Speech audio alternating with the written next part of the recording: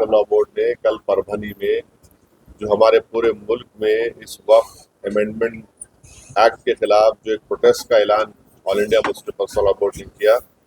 कल हमारी बहुत कामयाब पब्लिक प्रोटेस्ट मीटिंग हुई परभनी में और इसीलिए हम यहाँ पर औरंगाबाद भी आए थे आप लोगों से मिलने के लिए। अब आपको सवाल है तो पूछिए, आप पूरा तफसील प्रोटेस्ट का प्रोग्राम जनरल सेक्रेटरी साहब हसन रसूलिल्लाह साहब आपको बताएंगे। अभी जो भारत पाकिस्तान का जो मसला चल रहा है, युद्ध होने की कगार पर सब मान चुका है, क्या बोलते हैं? नहीं देखिए, ऐसा मत बोला करिए आप और हम जाके युद्ध नहीं लड़ने वाले, वो सरकार तय करेगी और हमको ऐसा लूज टॉक नहीं करनी चाहिए, ये गवर्नमेंट तय करेगी। मगर हमारा एक ही गवर्नमेंट से डिमांड है कि ये जो मोदी सरकार की जो डिटेरेंस पॉलिसी है उसको दोबारा उनको देखने की जरूरत है, क्योंकि फिर बालाकोट हुआ और देश को ये बताया गया था कि अब इसके बाद ये लोग इस तरह की हरकत नहीं करेंगे, पर फिर कर रहे हैं। और रीसी एक मुकाम है वैष्णो देवी के पास, पिछले साल जुलाई में 60 टूरिस्ट को मारे थे वहां पे। तो ये डिटेरेंस पॉलिसी देखने की जरूरत है। और ऑल पार्टी मीटिंग में पूरे अपोजिशन ने गवर्नमेंट कहा कि आप एक्शन लीजिए, जो आप सही समझते हम सपोर्ट करेंगे ताकि मरने वाले परिवारों से इंसाफ हो सके और ये दोबारा ऐसी हरकत नहीं होना। तो हम लोग तो पूरा गवर्नमेंट को सपोर्ट करें, तो वो क्या एक्शन लेंगे वो गवर्नमेंट बताएगी, हमको नहीं मालूम आपको मालूम, तो गवर्नमेंट तय करेगी। मगर हमारा मानना ये है कि पाकिस्तान में ये मौजूद है, ये टेररिस्ट, उनको वहीं से सपोर्ट किया जाता, उनको तैयार किया था, फाइनेंस किया जाता और अनफॉर्चुनेटली वो बॉर्डर क्रॉस करके आए, पहलगाम तक आ गए। तो और चाहे 26/11 का हो, पाकिस्तान से आए थे, उस वक्त भी वो लोग डिनाई किए, पहले हम नहीं किए, और जब अजमल कसब पकड़ा गया तो उनको एक्सेप्ट करना पड़ा।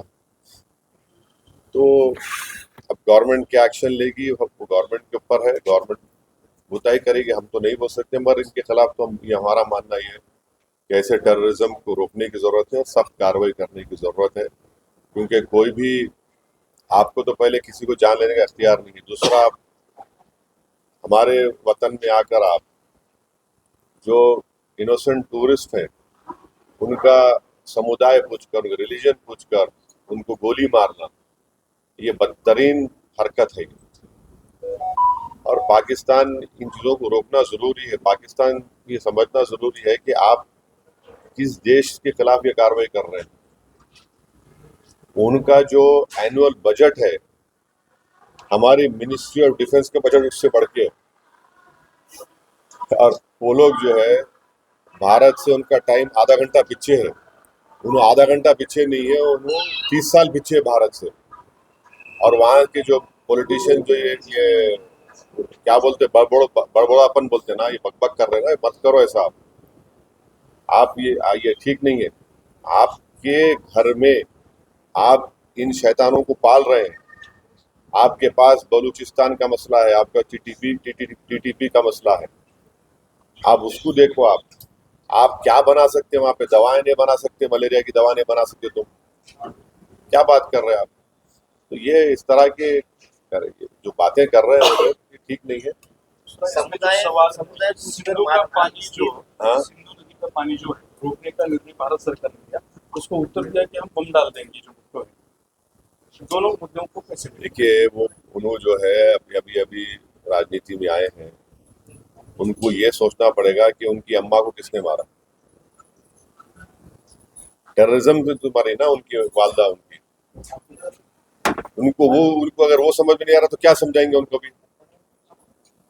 भाई जिसकी माँ को उसी के होम ग्रोन टेररिस्ट ने मार दिया तो वो बात समझो ना तुम। आपकी माँ को जब गोली मारा तो टेररिज्म है, और हमारे बेटियों को, माओ को जो मारे, टेररिज्म नहीं है क्या वो? तो उनको समझने की जरूरत है बात को। तो जहां तक इंडस वाटर ट्रीटी का सवाल है, देखिए ये वर्ल्ड बैंक ने एग्रीमेंट करा था 1960 में, मगर अब गवर्नमेंट डिसीजन लिया, ठीक है, मगर अब पानी कहाँ रखेंगे? पानी कहाँ रखते भाई? पानी रखने की जगह भी तो ना अपने को। तो हमको वो पानी स्टोरेज की जगह बनाना पड़ेगा, मतलब पानी तो जाना पड़ेगा। तो वो गवर्नमेंट डिसीजन लिया है, ठीक है, हम उस पर गवर्नमेंट का फैसला है, कैबिनेट कमेटी ऑन सिक्योरिटी में गवर्नमेंट डिसीजन लिए, हम उसको मानते हैं। देश में हिंदू और मुस्लिम में झगड़ा लगाने के लिए समुदाय पूछकर मारा गया, ऐसा लगता है आपको? बिल्कुल बिल्कुल, देखिए वही तो हम कह रहे हैं कि आईएसआई हो या आईसिस खुरासान हो, या फिर आपके जो डीप स्टेट है या एस्टेब्लिशमेंट है पाकिस्तान का, वो तो यही चाहते हैं कि इस देश में हमेशा के लिए हिंदू मुसलमानों के झगड़े चलते रहें। तो इसीलिए उन्होंने हरकत की, और उनका वहाँ कश्मीर में जाकर नॉन मुस्लिम को, हमारे हिंदू भाई बहनों को मारने का मकसद एक ही था कि कश्मीर को ये बताना चाह रहे थे कि यहाँ कोई नॉन मुस्लिम नहीं आ सकता। तो उनका मकसद वही है। तो हम पूरे देशवासियों से अपील कर रहे हैं कि आप ऐसे वक्त पे, अपनी पॉलिटिकल डिफरेंसेस होंगे, मगर आप उन लोगों को कामयाब होने मत दीजिए जो इस देश को कमजोर करना चाहते हैं, इसकी यूनिटी को कमजोर करने करके। कश्मीर पर जैसा कि नाम लेकर मारा गया, कहा जा रहा है, इसी तरह से अब मुल्क में हिंदू मुस्लिम किया जा रहा है।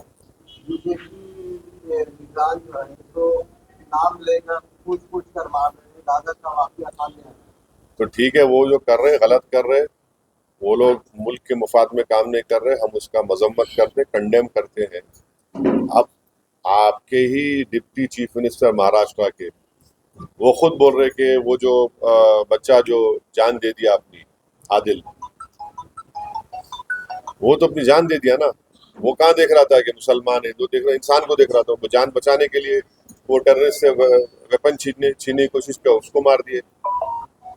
तो ये जो, अगर हमारे देश में से कोई कर रहा है गलत है, ये उसको हम कंडेम करते हैं। सरकार ने जो एक्टिविटी किया था कि जितने भी पाकिस्तानी हैं उनको पाकिस्तान भेजा जाए, वो चले जाए, मगर यहाँ की राज्य सरकार में जो है देवेंद्र फडणवीस बोल रहे कि पूरे गए और इतना शिंदे जी बोल रहे 160 अभी बाकी है।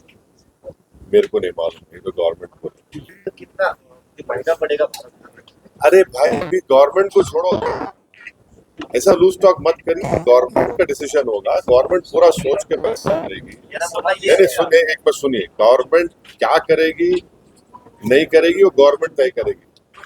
हमारा बोलना, अपोजिशन कहता है कि आप इस पर स्ट्रांग एक्शन लीजिए, ये खत्म होना ये चीज। अब वो कैसा एक्शन लेंगे, क्या लेंगे, गवर्नमेंट पे तो थोड़ा आपको तो उनको उन पे छोड़ना पड़ेगा ना।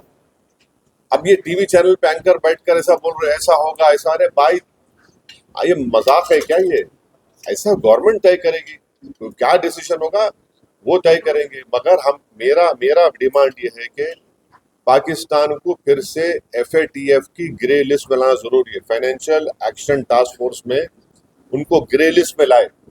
ग्रे लिस्ट में लाए तो उनको, ये देखिए, इलीगल पैसों से फाइनेंस करे टेररिज्म ये लोग। हम डिमांड करेंगे ये गवर्नमेंट से कि उनको FATF के ग्रे लिस्ट में डालो आप, तभी जाकर उनका होगा। और हम लोग पूरा उन पर साइबर अटैक करना, हमारे पास एथिकल हैकर्स है, हमारे पास नेवल और एयरफोर्स ब्लॉकेट कर सकते हैं, इंटरनेशनल लॉ में कर सकते हैं हम। और अगर कल कोई एक्शन गवर्नमेंट लेगी तो यूनाइटेड नेशन का कानून है आर्टिकल 51, जो सेल्फ डिफेंस में आपको राइट देता, और नॉन स्टेट एक्टर्स के खिलाफ भी आप एक्शन ले सकते हैं। तो ये सब चीजें हैं।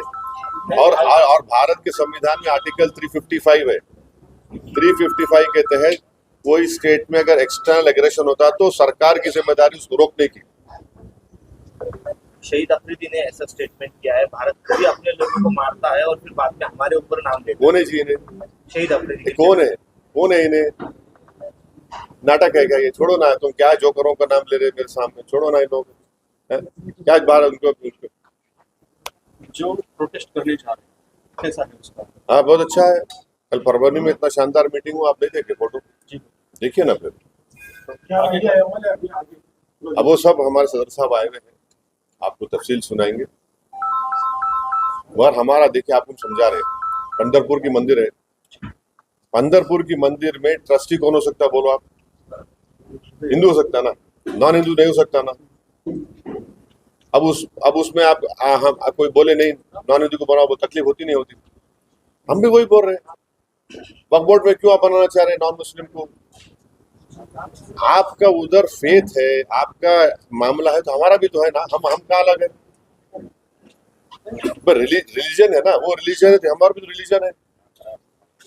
आप पंढरपुर में अगर नॉन हिंदू को नहीं बना सकते तो वक्फ बोर्ड में कैसे बनाएंगे आप दो को, या पूरा मेजोरिटी बना सकते हैं? क्या बोलो आप? बनाया नहीं चाहता प्रावधान तो फिर बन भी अरे क्या क्या, क्या बन सकते नहीं, कानूनी बंदी तो नहीं सुनिए है, सुनिए, देखिए आपको नहीं मालूम, मैंडेटरी दो को बनाने का है और दूसरे सेक्शन में रिलीजन न्यूट्रल है, तो बढ़ के भी बना सकते हो लोग। दो को तो मैंडेटरी बना ही नहीं, बना है नॉन मुस्लिम को, कैसे बनेंगे आप? भाई मेरा आर्टिकल 26 के तहत मेरे को ये राइट है कि मैं अपने पसंद के रिलीजियस चैरिटेबल इंस्टीट्यूट को कायम करो, और वक्फ प्योर रिलीजियस इंस्टीट्यूशन है और हम उसको कायम करें, उसको एडमिनिस्टर करने का राइट आर्टिकल 26 मेरे को दे रहा है। मूवेबल इमूवेबल प्रॉपर्टीज लेने का राइट मुझे आर्टिकल 26 दे रहा है। आर्टिकल 14 का वायलेशन नहीं है कि आप वहां पे कर रहे और मेरे को बोल रहे ऐसा करो। आर्टिकल 15 का वायलेशन है, फ्रीडम ऑफ रिलीजन का वायलेशन है, आर्टिकल 25 का। ऐसा कैसा होगा बताइए आप? और एक बात बताइए ना, आप लोग पूछते क्यों नहीं? आप लोग मीडिया वाले डर रहे कहीं को, मेरे को समझ नहीं आ रहा। महाराष्ट्र के ये कानून से भारत का सबसे बड़ा दौलतमंद जो आदमी है, जो खोजाओं के यतीम खाने पे अपना महल बना लिया, सेक्शन 2C के तहत वो मालिक बन गया आज की तारीख में। नरेंद्र मोदी ने जो कानून बनाया, सेक्शन 2C पढ़ो आप, any trust form before this act and after this act will not be work property. क्यों? और आगा खानी को क्यों लेके आए? आगा खानियों से मोहब्बत भी ना पे नहीं लेके आए। अगर आगा खानियों की मोहब्बत पे लेके आते तो नरेंद्र मोदी जाके जकिया जाफरी से मिलते थे, वो आगा खानी है।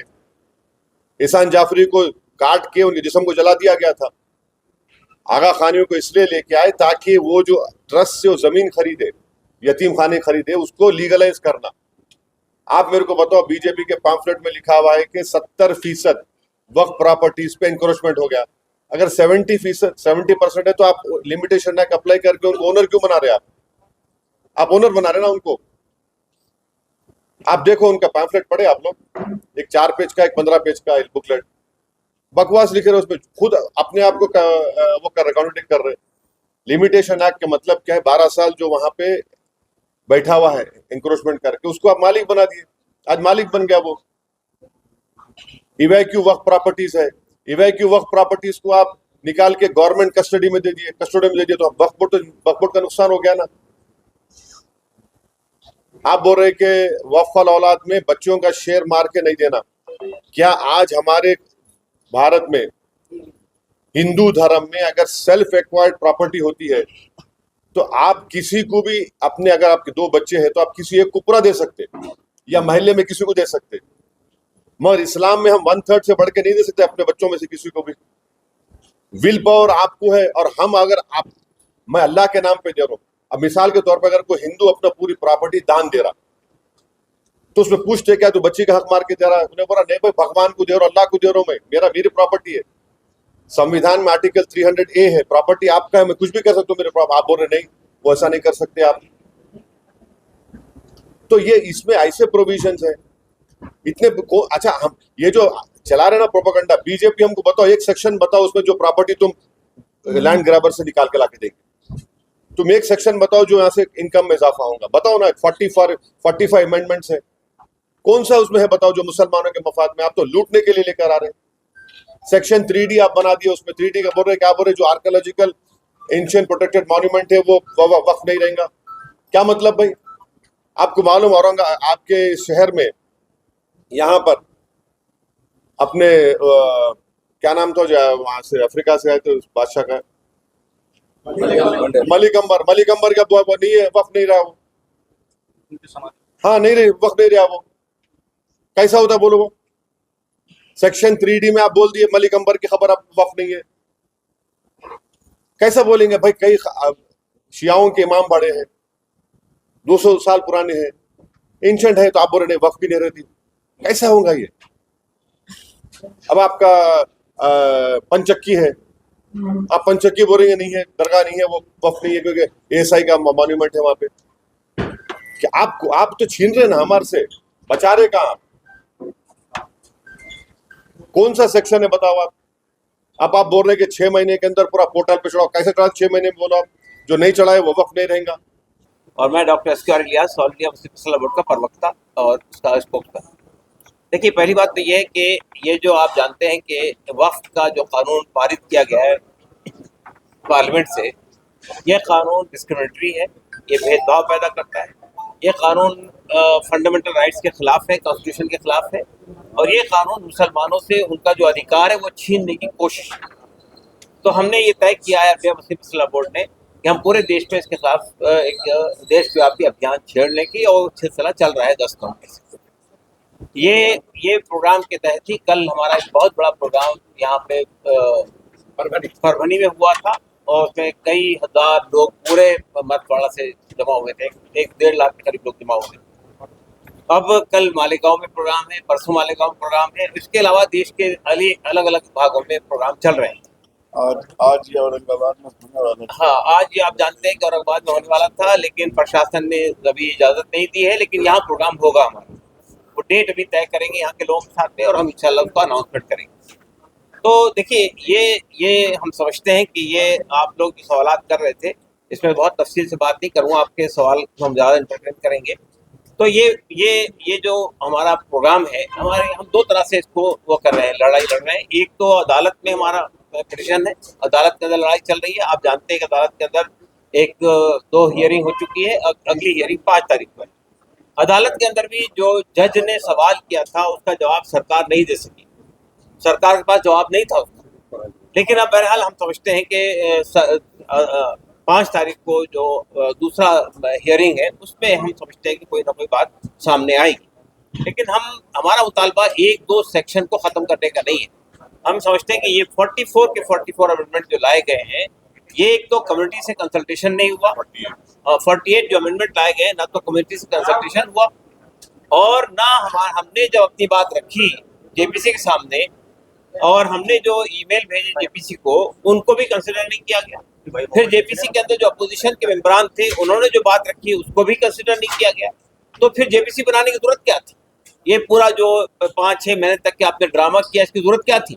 उसके बाद जो है, अब आपने जब पार्लियामेंट में अधिकार रखा, तो आप देखिए उसके अंदर से एक तो ये कि वक्फ की संपत्ति को छीनने की कोशिश हो रही है। आप ये कहते हैं कि लिमिटेशन एक्ट उस पर नाफिज नहीं होगा, जबकि दूसरे जो इंडाउमेंट्स हैं, हिंदुओं के, सिखों के, ईसाइयों के, उन सब पे लिमिटेशन एक्ट लागू होता है। आप ये कहते हैं जो प्रोटेक्शन दूसरे इंडाउमेंट को हासिल है, हिंदू इंडाउमेंट को हासिल है, सिख इंडाउमेंट को हासिल है, वो आपने हमसे छीन लिए, तो ये डिस्क्रिमिनेटरी कानून है। हमारा आर्टिकल 25 हमको इजाजत देता है कि अपने धर्म पर चलने के लिए और अपने धर्म मुताबिक इंस्टीट्यूशन बनाकर उसको चलाने की इंतजाम देता है। अब आप जो है ये कह रहे हैं कि नहीं, ये तो सेकुलर एक्टिविटी है, ये धार्मिक एक्टिविटी नहीं है, तो ये इसको डिफाइन करने की जिम्मेदारी आपकी है। ये पूरा वक्फ का कानून एक धार्मिक एक्टिविटी है, धर्म के से ही लोग इसको अनाउंस करते हैं। तो ये जो है, ये पूरा तरह से धर्म के हस्तक्षेप करने की कोशिश की गई है। हम इसका विरोध कर रहे हैं, और ये सिलसिला जारी रहेगा। हम जब तक के ये 48 अमेंडमेंट्स वापस नहीं होते, हमारी लड़ाई चलती रहेगी। तो ये हमने संक्षेप में अपनी बात रखी है।